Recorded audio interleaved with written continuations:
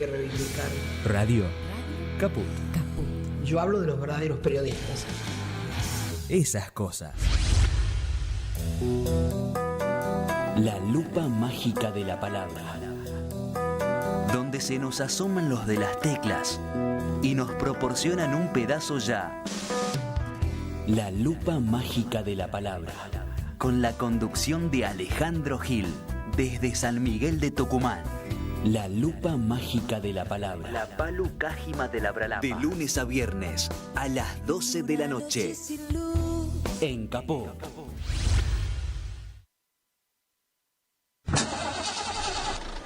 ¿Sabe lo que pasa? Acá le está fallando el engranaje.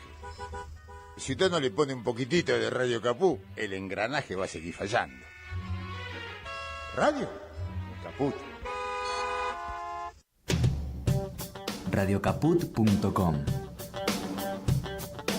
Estás conectado. Estás en Caput. Javier Vicente es el Relatornauta.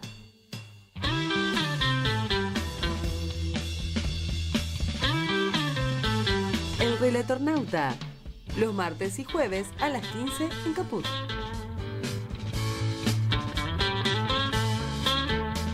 La tierra que te da la vida, da un tiempo para decidir, eligiendo inteligentemente, todo el mundo podrá ser feliz. Jugo de tomate frío, jugo de tomate frío, en las venas deberás tener. Si quieres ser un terrible vago, todo el día panza arriba y a dormir, o elegiste ser un tipo capo, siempre serio y que da temor, deberás tener. Muy buenas tardes a todos, a todas, a todos, bienvenidos a nuestro Relatornauta Contraataca en este día jueves, terminando la semana para nosotros, que estamos al aire los lunes y los jueves. Una semana que creo yo marca a fuego, sin lugar a dudas, el destino próximo de nuestra Argentina, ¿no? De esta Argentina sometida a este experimento oligárquico neoliberal de restauración de la economía que supimos conseguir en los tiempos de Martínez de Hoz, su similar luego con primero con Krieger-Bacena, luego con Martínez de Hoz, después la deriva que tuvo en los 90 con Cavallo y compañía, y el último experimento antes de Caputo y los demás ministros que pasaron en la gestión de Macri, hasta esta restauración oligárquica neoliberal que repite la misma historia, lamentablemente, para los argentinos, el mismo modelo económico y social de siempre de las oligarquías, de esta clase dirigente apátrida que tenemos lamentablemente en nuestro país, ¿no? A diferencia de otros países que tienen una clase dirigente que cree y que se siente parte de la patria, nuestra clase dirigente es totalmente apátrida.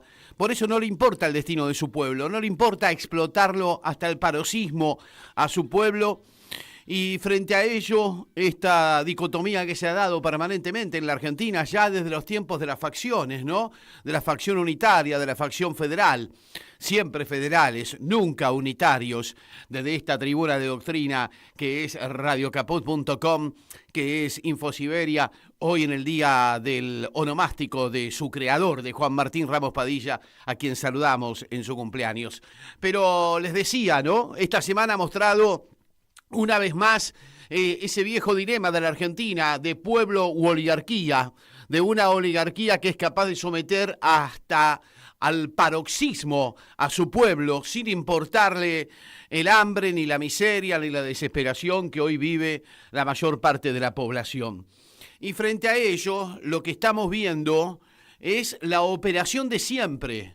Cuando fracasa un gobierno de restauración oligárquica como este, que ya ha fracasado, que indudablemente ya ha fracasado, porque el pueblo vive en condiciones de vida muy deterioradas respecto de otros tiempos, en esta democracia recuperada, entonces ahí aparece el poder queriendo condicionar la salida del gobierno, proponiéndonos una salida prolija, donde supuestamente la corrupción es lo que mancha al modelo y no el mismo, y entonces se nos plantea esta solución al estilo de los 90, como pasó con Menem, ¿no?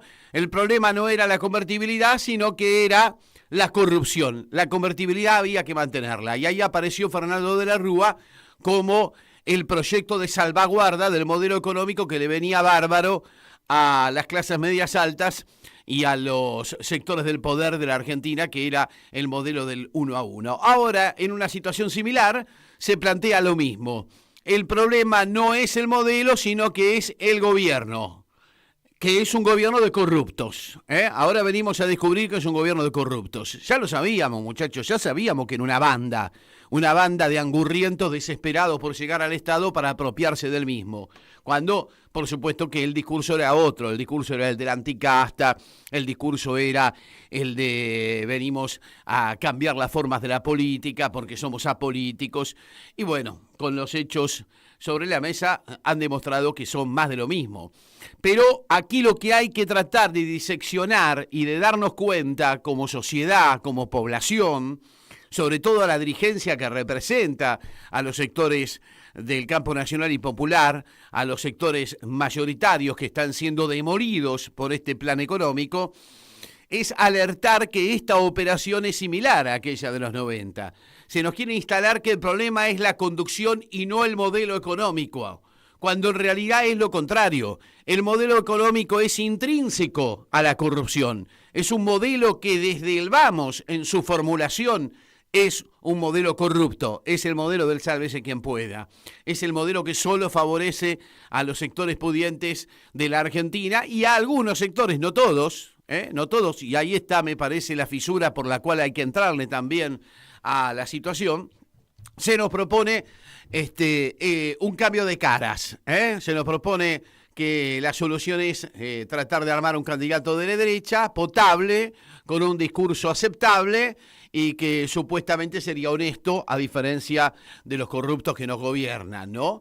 Y a quienes, por supuesto, se les cae en la careta día a día, hora a hora, solo para hablar de los casos de Adorni, del hermano, del diputado con el auto Tesla de $300.000, que salió a decir es con la mía, cuando en realidad es con la nuestra, porque su sanatorio del cual supuestamente saca los monumentos para comprarse semejante carro, que además usó sin patente, sin seguro, con la impunidad propia de los oligarcas de este país. Después, cuando vamos a los hechos, lleno de contrato con el Estado, lleno de contrato con el PAMI, lleno de contrato con el Andís, qué casualidad, con el Andís de Españolo, el circuito de las coimas y todo lo demás. Pero que no nos vendan la película de que este es un problema solo de corrupción. Por eso es importante que desde el discurso desentrañemos esta mentira, la pongamos sobre la mesa y le demostremos a la población que en realidad el problema es del modelo, de este modelo económico que se lleva todo puesto, de este modelo de dólar barato, de desindustrialización de la Argentina, de pérdida de derechos y que supuestamente tiene las bondades de una copa que se va a derramar, que una vez que los sectores más favorecidos de la población tengan numerosas ganancias, después van a derramar. Y la verdad es que nunca derrama, porque la copa, la oligarquía la hace cada vez más grande y se queda cada vez más con todo en detrimento de una población. Porque en definitiva, volvemos a lo mismo, es una clase dirigente que no cree en su país. A diferencia de otras clases dirigentes, para señalar, por ejemplo, la del Brasil, que sí cree en un Brasil industrial, que sí cree en un Brasil con bandera y con cultura propia. Nuestra clase dirigente es todo lo contrario, es la clase dirigente que no cree en su país y que es capaz de explotar a su propio pueblo hasta el paroxismo. Y ese es uno de los dilemas que vamos a tratar de dilucidar hoy en día con los entrevistados que vamos a tener a continuación, ¿no es cierto? Al mismo tiempo, reivindicando la movilización popular como ese lugar que es capaz de confrontar esta operación del poder y de desarmarla por lo pronto, ¿no? que la salida a este gobierno sea un cambio de modelo económico y no solo sea el maquillaje de un cambio de presidente o de un cambio de candidato que nos propone el poder. Es fundamental para ello la movilización popular. Lo que se vio el otro día en las calles de toda la Argentina, en la movilización de los universitarios, en defensa del financiamiento universitario y de la ley que no se cumple, y al mismo tiempo lo que se viene también. Yo creo que ese tiene que ser un derrotero justamente que sobrevenga a esta gran manifestación de los universitarios. La semana que viene va a ser la de la convocatoria de la salud y así sucesivamente, ¿no es cierto? Esta es la clave de cómo podemos confrontar a esta operación del poder que trata de venderle a la sociedad que el problema no es el modelo económico, sino la corrupción del gobierno o los nombres propios del gobierno. Me parece que ahí está la clave. La clave, como pasó en los 90, como pasó sobre el final de los 90 y en el 2001, es la movilización popular, la que cambia las agendas y la que confronta con el poder y los obliga a retroceder en esta ofensiva que está sosteniendo sectores amplios del poder, sobre todo encabezados por Paolo Roca, en la Argentina de hoy en día, ¿no es cierto? Me parece que es clave la movilización popular, una continuidad de la misma después de esta marcha universitaria multitudinaria es fundamental. Saldrán los distintos sectores, como va a salir la salud la semana que viene, pero en algún momento van a tener que confluir todas esas movilizaciones representando a la mayoría de la población que está siendo víctima de este ajustazo brutal para, de alguna manera, confrontar con esa opción que nos está proponiendo el llamado círculo rojo, ¿no? De que el tema no es el modelo económico, sino que es la corrupción. Cuando es todo lo contrario. El modelo económico que se sostiene es intrínseco a la corrupción, como pasó en los 90, como pasó durante la dictadura militar, y en cuanto ensayo similar hubo en la Argentina, que ya son varios, ¿no?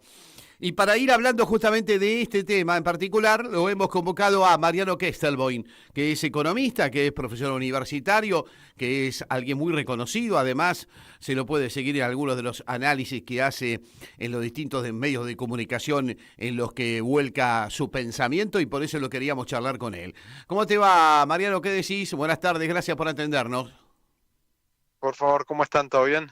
Muy bien, Mariano, muy bien. Aquí un poco tratando de dilucidar qué es lo que está pasando en este momento, donde da la sensación que hay un poder que de alguna manera ve el fracaso de un gobierno, pero intenta salvar el modelo, que es realmente la raíz del problema que estamos viviendo los argentinos. No sé si coincidís.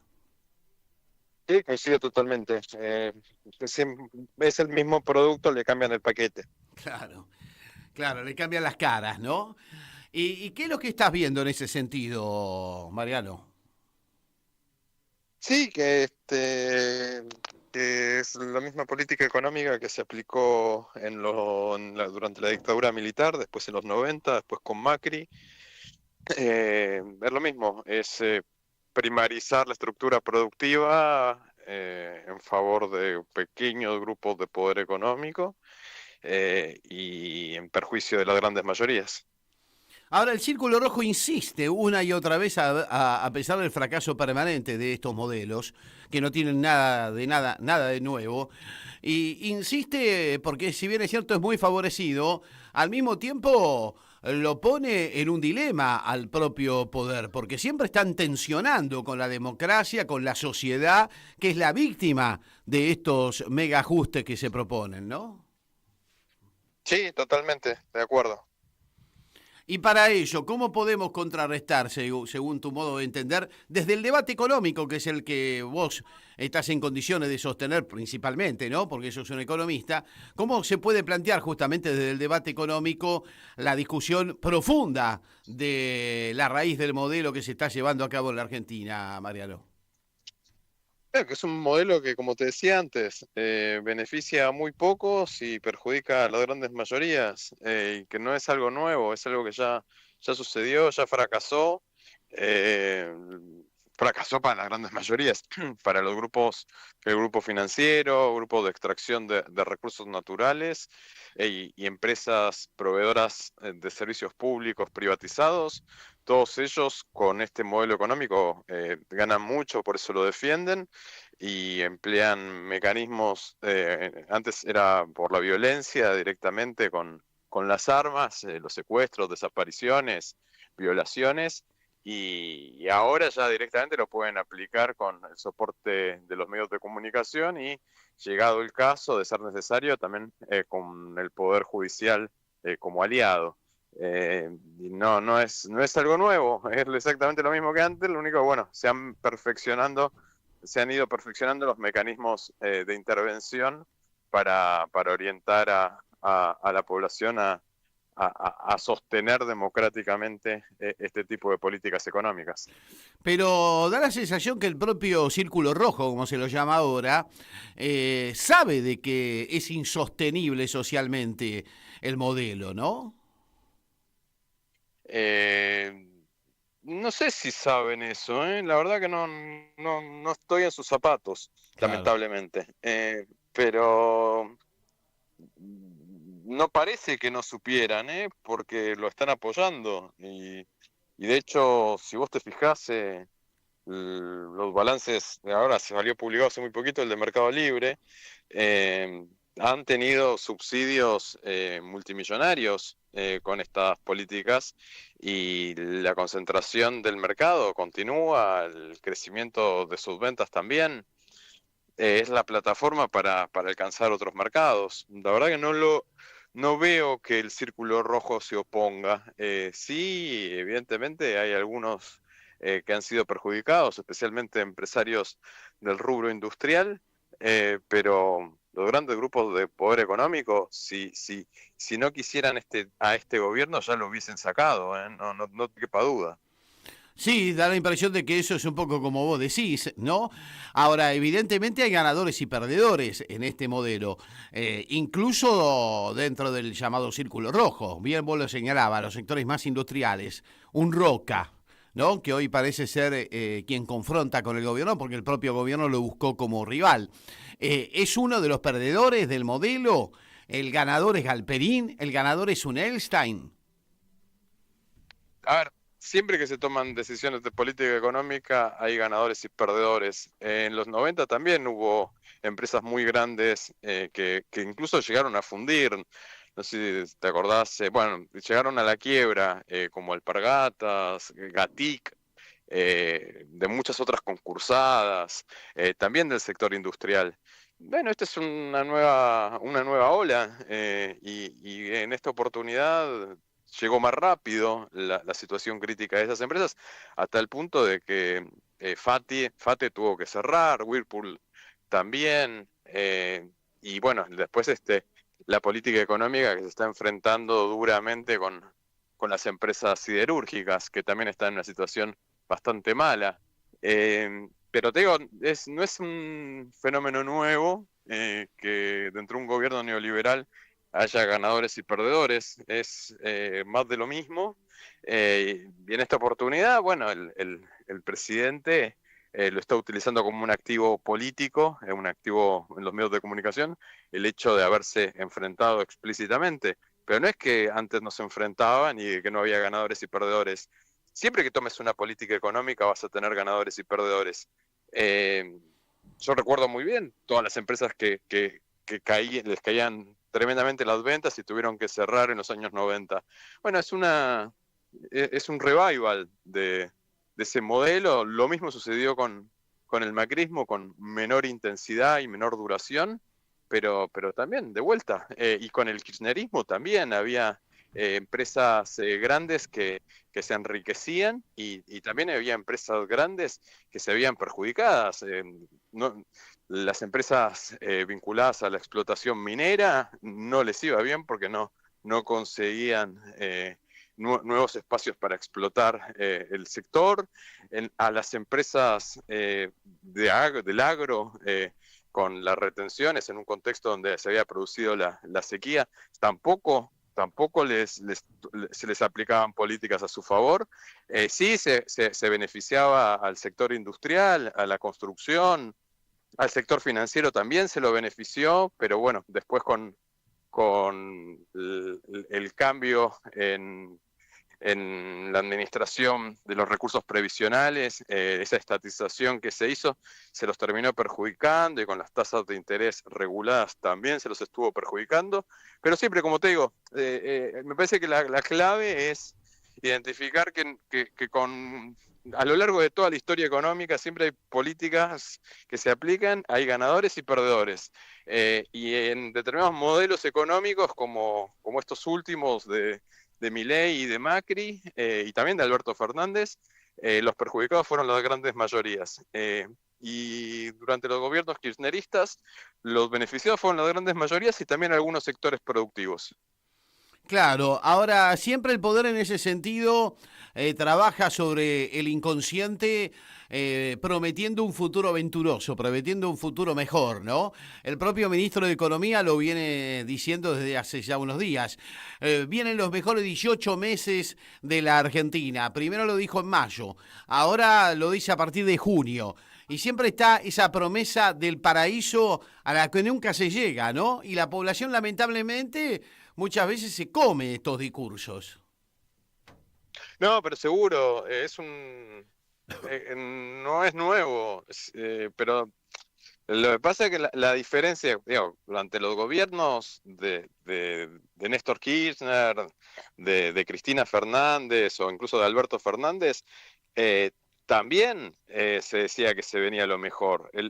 Un político, cuando trata de hablar y transmitir un mensaje a la población, lo que busca siempre es generar expectativas positivas. Sería muy, muy raro que algún político salga a mandar un mensaje al pueblo y le diga va a ir todo mal o no va a ir bien.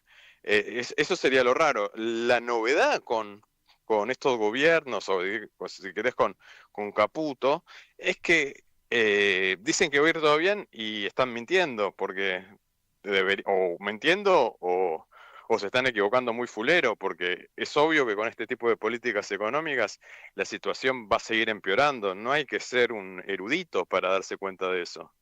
Y cuando, por ejemplo, se plantean algunos hechos particulares, hoy veía que se hablaba de que la capacidad industrial estaba mejorando, o que los números de la inflación que se van a dar a conocer ahora en media hora van a ser menores que el mes pasado.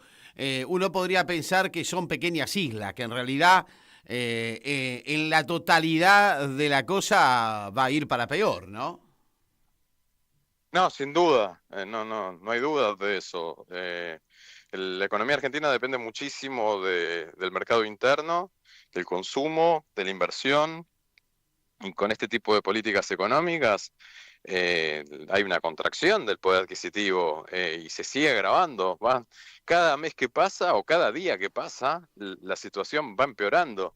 Entonces, se contrae la capacidad adquisitiva de la población, que antes de este gobierno era el 70% del Producto Bruto Interno, y entonces las empresas venden menos, despiden personal, precarizan los puestos de trabajo, y bueno, a través de las políticas económicas que se han ido adoptando, en lugar de ser un 70% del mercado interno, ya es un 75% mercado interno, porque se ha destruido la participación del sector público y se ha destruido también la inversión. Más allá del discurso, en la realidad lo que está ocurriendo es que las empresas están desarrollando menos proyectos de inversión. Por supuesto, hay más de 24.000 empresas que ya han tenido que cerrar en términos netos.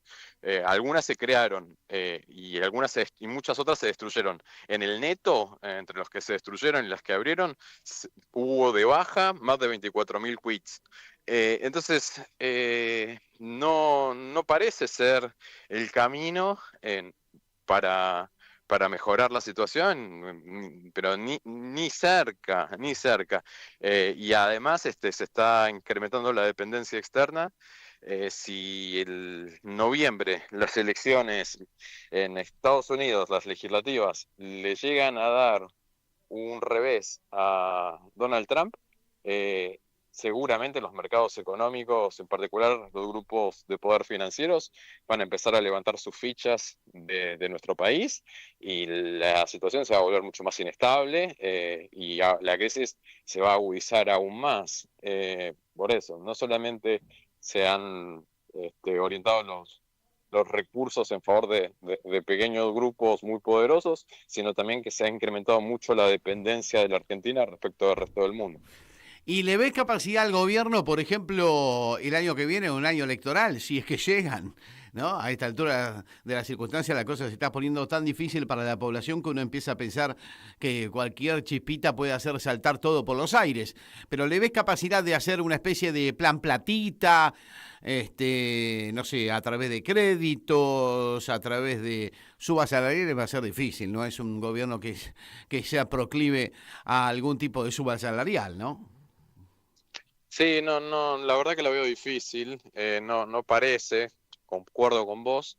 Lo que sí, al mismo tiempo veo es que la oposición no está presentando ninguna alternativa todavía que pueda ser claramente arrolladora. Está la posición del gobernador de la provincia de Buenos Aires, de Axel Kicillof, que es la única que hasta el momento parece ser una posibilidad concreta, fuerte, pero después no hay un encolumnamiento que debería haber atrás de esa figura o construir una figura que también tenga capacidad competitiva. Mariano Kestelboy, muchísimas gracias por la charla, no va a faltar oportunidad para repetirla.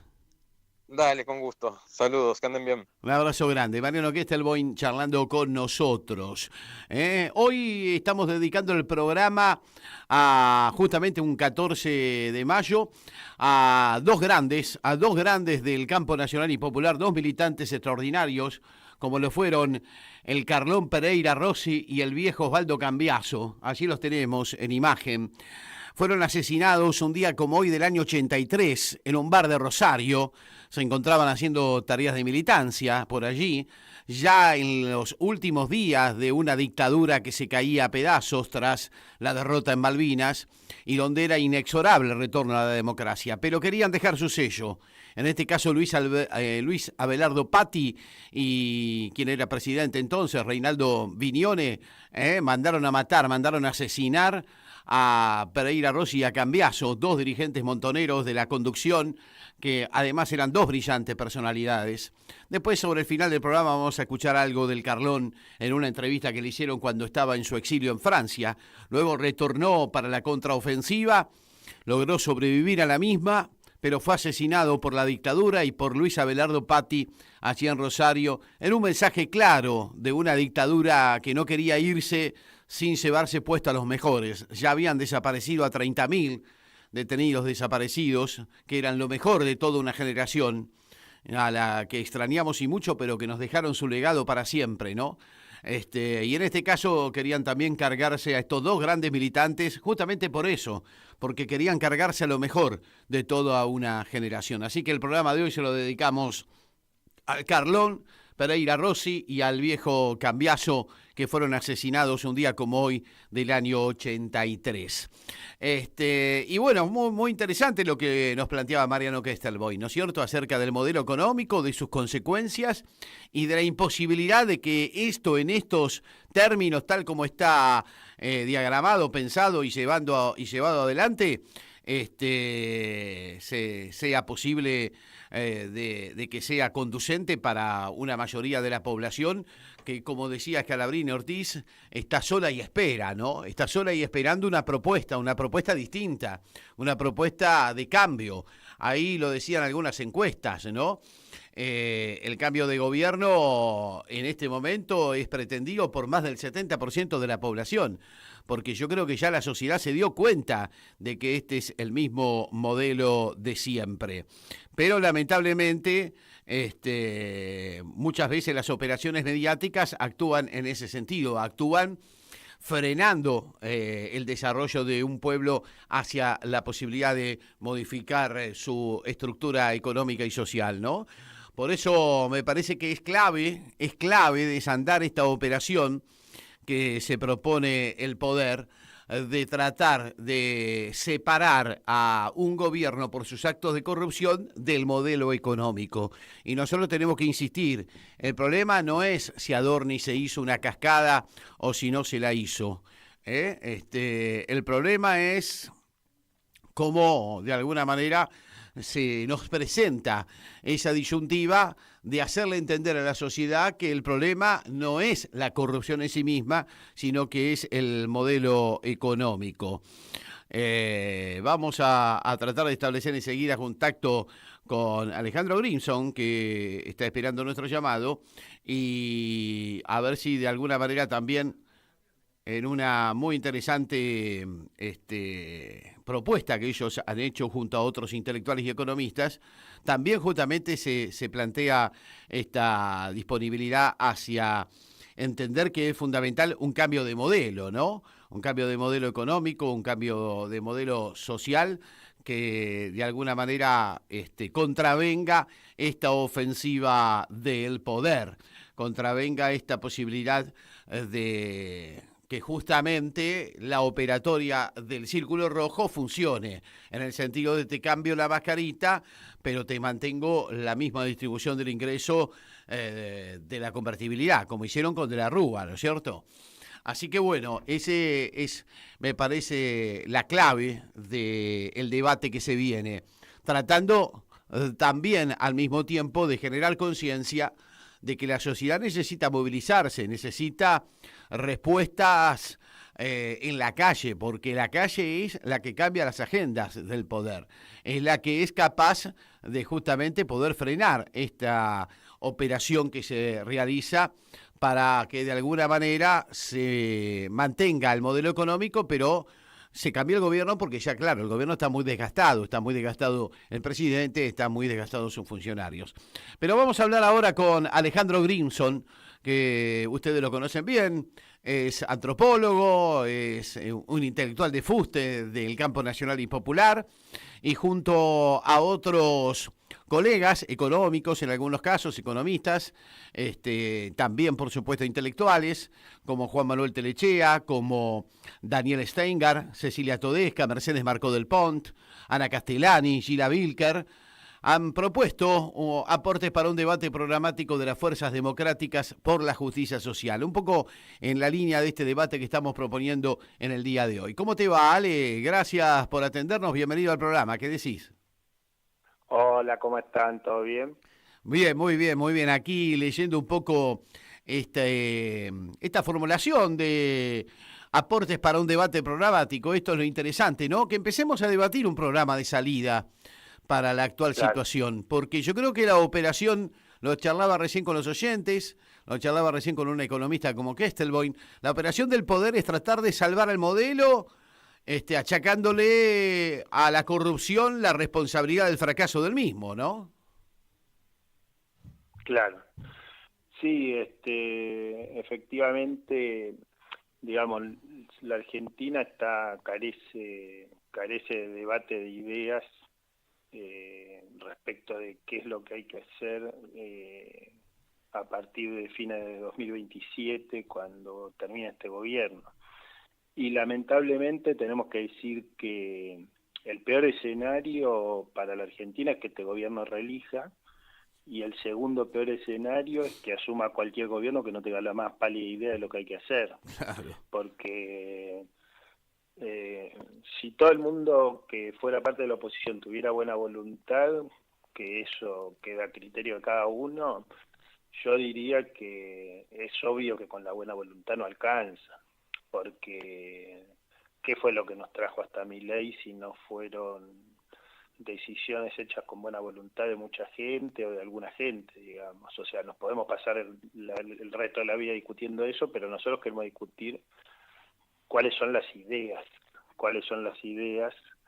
para sacar a la Argentina de esto. Y creemos que hay una elección que lamentablemente lo capitalizó Javier Milei en la elección de 2023, pero hay una lección a aprender del cansancio y del hartazgo que tienen los argentinos con la inflación. No es la primera vez.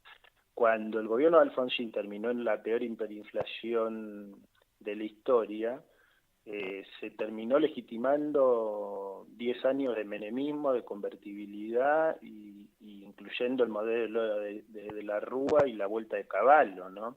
Que terminamos en el Corralito y en la crisis del 2001 cuando todo voló por los aires. Claro. Entonces, digamos, no es la primera vez que los argentinos se cansan de la inflación, y la verdad es que todos los países de la región, todos los países del mundo viven con una inflación por abajo del 10%, del 2, 3, 4% anual, ¿no?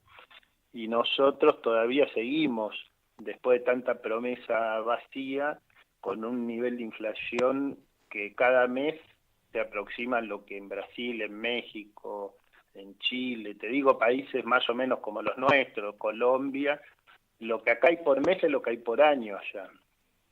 Y todos sabemos cómo eso golpea sobre nuestro salario. Entonces, lo que nosotros estamos planteando como núcleo conceptual es que necesitamos diseñar una estrategia de justicia social, de recuperación de la justicia social y de garantizar los derechos de las leyes, de la Constitución, de nuestros valores básicos, de protección y cuidado hacia los más débiles, y al mismo tiempo, para que eso sea sostenible en el tiempo, tener orden macroeconómico y equilibrio fiscal.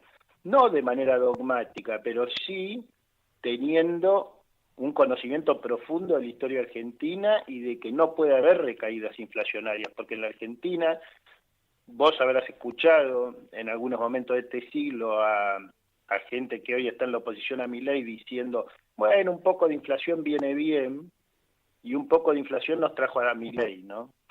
Entonces también hay que salir a dar un debate dentro de la oposición muy fuerte contra los que menosprecian el papel de la inflación en esta calamidad que estamos viviendo, los que siguen sin hablar de inflación, ¿no? O sea, uno puede entender, che, si en 2023 el oficialismo postulaba al ministro de Economía, y era medio difícil hablar de inflación. ¿Y en 2024 qué pasó? Y en 2025, 2026, llevamos 3 años, sigue prohibida la palabra inflación, ¿no? Nosotros, habiendo sido, en algunos casos, habiendo tenido algún lugar de responsabilidad, en otros casos no, en otros casos, pero en todos los casos, trabajando en el mundo académico, creemos que hay que conseguir construir un nuevo consenso en la Argentina y reconocer problemas que existen en la Argentina, que existieron todo este siglo, que existieron los 40 años de democracia y que tienen que hacer que la Argentina revierta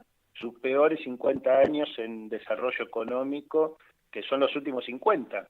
Por supuesto que vos ahí tenés los 6, 7 mejores años de desarrollo económico, pero yo no quiero que venga un gobierno para desarrollarse, para que crezca la economía 6, 7 años y después vuelva Milei, y después vuelva la calamidad, y después vuelva el neoliberalismo, y después vuelva la destrucción. O sea, me parece que razonablemente tenemos que estar hartos de que haya un buen gobierno por unos años para que sea solamente el prólogo de la destrucción, ¿me entendés? Entonces, lo que nosotros estamos proponiendo ahí es algo que pueda ser sostenible en varias décadas, como lineamientos estratégicos para construir un criterio de cuidado, de protección social, de garantizar derechos, pero sabiendo que hay algo que no le gusta hablar a los políticos, pero que es la verdad de la milanesa, que es que no hay derechos si no hay impuestos. Claro. Entonces Milei le bajó los impuestos a los ricos, ¿no? Y el RIGI es una gran baja impositiva, y nosotros tenemos un montón de riquezas que con el RIGI están amenazadas, y nosotros tenemos que tener una estrategia que pueda confrontar con la realidad de que vos, para poder darle presupuesto a la educación pública, a la salud pública, para poder pagar las jubilaciones dignas, para poder volver a ampliar el margen de personas que cobran la jubilación, etcétera, vos necesitas dinero, y ese dinero se lo tenés que sacar a los sectores más pudientes con una reforma fiscal progresiva, pero además necesitas generar otras estrategias que nosotros vamos a ir proponiendo en el debate público para poder ampliar la captación fiscal del Estado. Captación fiscal suena muy técnico, pero simplemente quiero que la audiencia me entienda. Para que el Estado tenga plata, para que pueda decidir con decisión política democrática a través de los mecanismos jurídicos, O sea, la Constitución dice, no decide una persona cómo se gasta, decide el Congreso Nacional, Claro. la ley de presupuesto, etcétera. Bueno, ¿no? hay un buen Entonces, ejemplo con el tema del financiamiento universitario, ¿no? claro, un ejemplo tremendo. Es la primera vez que el Congreso vota por 2/3 contra el presidente de la Nación. El presidente de la Nación no se entera. O sea, se hace el que no se entera, ¿no? Pero bueno, efectivamente tenemos un problema muy serio y tenemos que... Ahora, que ver cómo afrontar. solo es un abordaje economicista, Alejandro Grimson, porque también el gobierno es un gobierno que sostiene una batalla cultural desde las ideas, ¿cómo poder decir?, morales, éticas de un país, ¿no? Donde se vende como una virtud el sálvese quien pueda, el pisarle la cabeza al otro, el hacerse el desentendido con estas cosas, ¿no? Como que el Congreso saque una ley de financiamiento universitario y no se cumpla. O el debate tiene que estar marcado... No, nosotros creemos Sí. que hay que dar una discusión de valores Claro. que es fundamental, ¿no? O sea, una Argentina democrática, una Argentina que respeta las normas de la Constitución, una Argentina que apuesta a lo común, a lo compartido, a lo público, al lazo social, a la solidaridad con el otro, una Argentina que al funcionario que meta la mano en la lata del presupuesto y del dinero público lo mande preso, ¿no?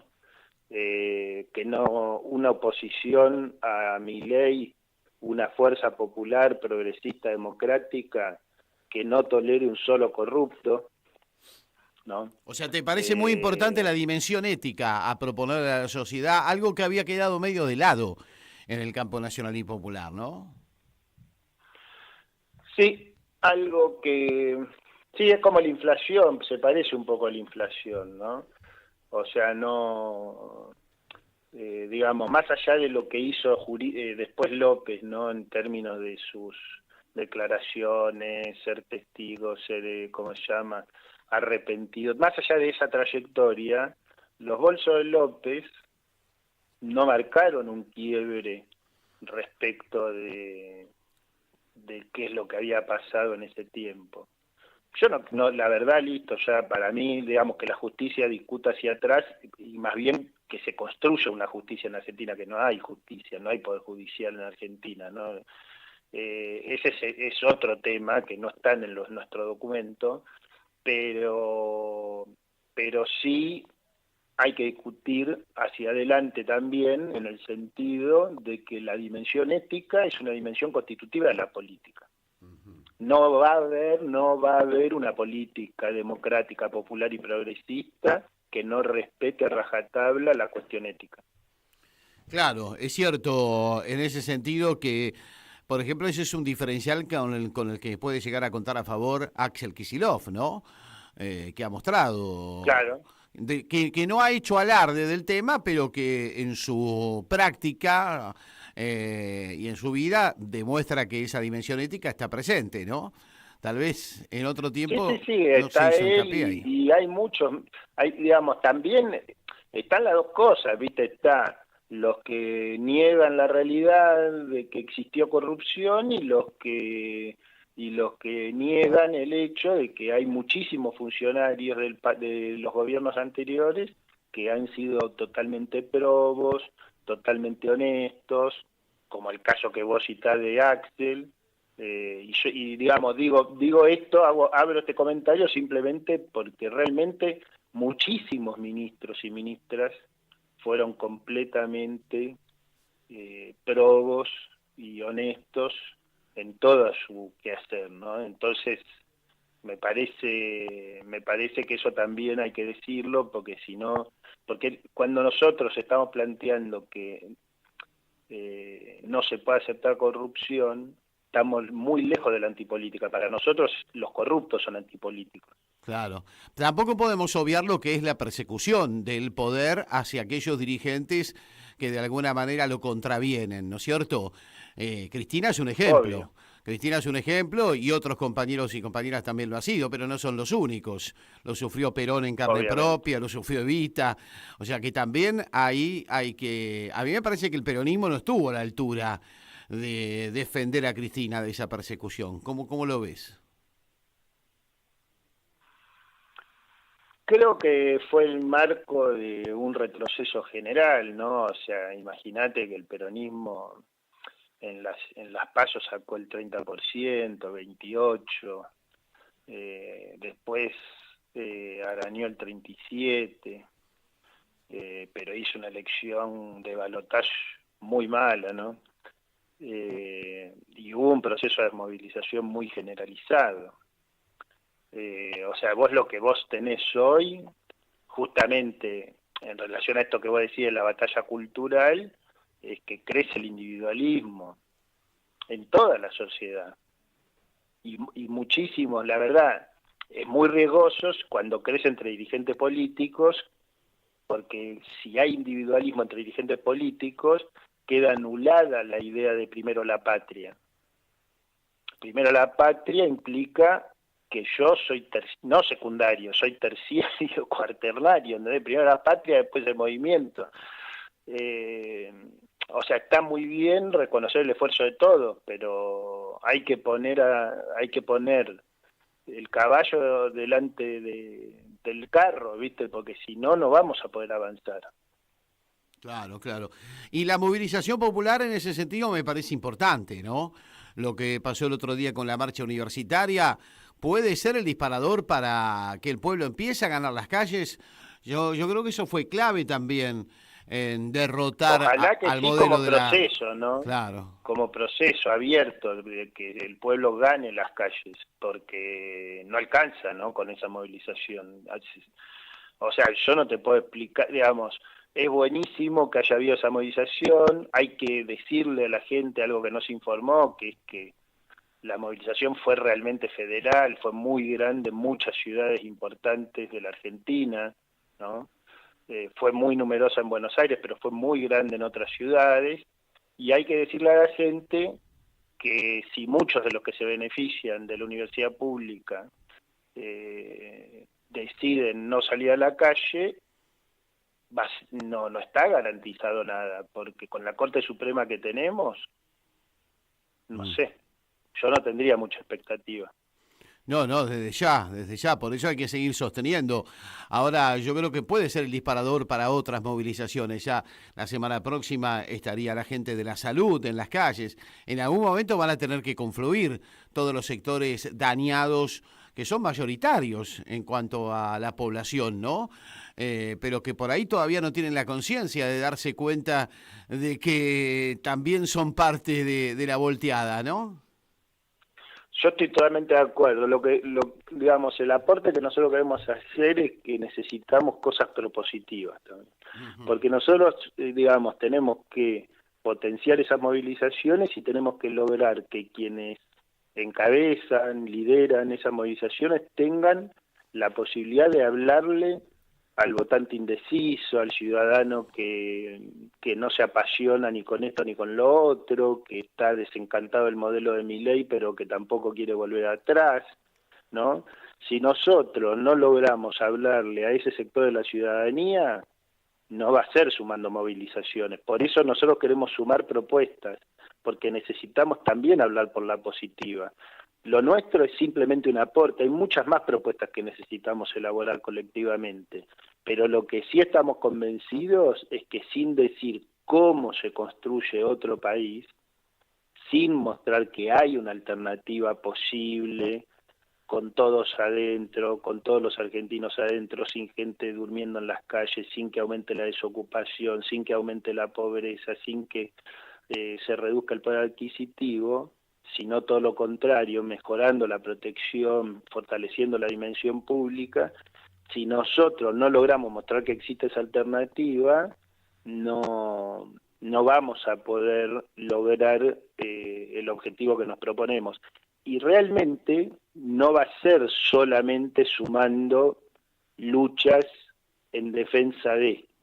Esto está muy demostrado, o sea, la defensa también nos lleva a una situación donde, bueno, buscamos preservar lo que se había conquistado, pero eso resulta insuficiente para poder dialogar con esa población indecisa. Claro. El que no lo quiera hacer, que no lo haga, pero nosotros lo que estamos diciendo es que si no lo hacemos colectivamente va a ser muy difícil derrotar a Milei. Y además, como te decía, uno puede ganar una elección porque tiene una propuesta mejor que interpela más a la mayoría de la población, o puede ganar una elección por el fracaso del otro, por el fracaso del adversario político. Claro. Pero que Yo no lo nos que te digo pase, es que que si no nos nosotros pase. ganamos una elección, si nosotros ganamos una elección porque esto vuela por los aires y cualquiera llega a la Casa Rosada, y yo estaría muy preocupado. Bueno, pero a Néstor le Porque pasó yo algo. yo quiero que llegue alguien a la Casa Rosada con un plan serio. Ese plan fue un serio, con déficit discusiones de cantadas. ese fue un déficit de la llegada al poder en el 2019. O Sí, el no tener un programa ya. completamente. Si no se habían puesto, yo no sé cómo hicieron para hacer un frente sin hablar de qué había que hacer con el FMI. Claro. O sea, yo no lo entiendo. Yo te juro que cuando me di cuenta de que habían hecho un acuerdo electoral sin hablar de qué hacer frente a la deuda con el FMI, yo no lo podía creer. Claro. Para mí eso no se puede volver a repetir. Eso planteó que no hubo oficialismo en el gobierno pasado. Claro, claro. O sea, el gobierno pasado tuvo 3 problemas. No hubo oficialismo, hubo quiebre al interior de la coalición, hubo mala gestión, y particularmente de gobierno económico en la segunda etapa, y hubo muy mala suerte porque los gobiernos en pandemia y con sequía y con guerra en Ucrania fue un contexto espantoso. Pero las 3 cosas son ciertas. O sea, el que quiera anular cualquiera de las 3 está anulando una parte de la realidad.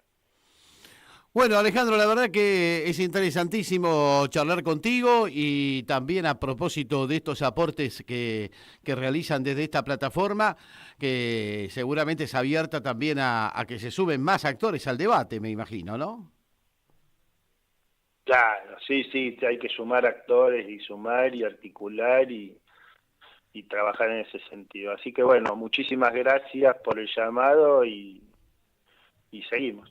No, gracias a vos, Alejandro, porque además un poco la idea del programa es ese, ¿no? Ser disparador de debates que ayuden a construir esta alternativa que nos saque del infierno, así como lo dijo alguna vez Néstor Kirchner, ¿no? Tenemos que salir del infierno para de a poquito volver a ser un país normal. A ser un país normal.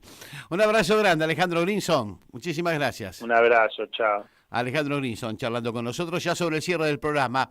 Como les prometía, porque lo prometí los deuda, nos vamos con unas perlitas de El Carlón Pereira Rossi, asesinado un día como hoy por la patota de Luis Abelardo Patti, ya en las postrimerías de una dictadura militar que se caía a pedazos, pero que quería seguir llevándose a los mejores. Por eso lo asesinaron al Carlón y lo asesinaron al viejo Cambiaso. Un día como hoy, un 14 de mayo del 83, en un bar de Rosario. Y algunas perlitas de esta nota que daba precisamente Pereira Rossi, ese gran cuadro del peronismo y del peronismo montonero cuando estaba exiliado en Francia. Perlitas para la despedida, y la seguimos el próximo lunes. Que tengan un buen fin de semana. Una película que dé una idea general de lo que ha representado esta lucha, históricamente pero también individualmente, es decir, cómo fue vivida por cada uno. Bueno, por eso tenés que hacer preguntas precisas, o generales, pero sobre un tema en particular. De ahí van a salir las anécdotas, de ahí van a salir... No, yo te puedo hacer una pregunta precisa. ¿Cómo y cuándo se te ocurrió entrar, ya sea en la lucha revolucionaria o simplemente en la política? Bueno, pues te lo voy a contestar cuando volvamos porque se hace tarde. Pero decime... Bueno, contame cómo empezó para vos todo esto que hablábamos antes.